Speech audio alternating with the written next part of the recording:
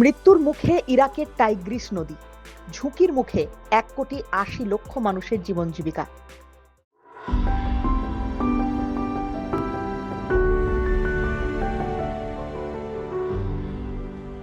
সবচেয়ে বেশি বেকায়দায় দেশটির মান্দাইয়ান সম্প্রদায়ের মানুষ।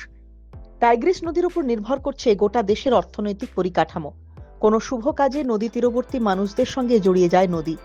এমন পরিস্থিতিতে প্রাচীন সভ্যতা ও হাজার হাজার জনগোষ্ঠীর অস্তিত্ব হুমকির মুখে। অস্তিত্ব রক্ষায় ইরাক ছেড়েছেন বহু মানুষ। 1991 সালের উপসাগরীয় যুদ্ধের সময় ইরাকে এই অত্যাধুনিক জল পরিকাঠামোর উপর হামলা চালায় যুক্তরাষ্ট্র।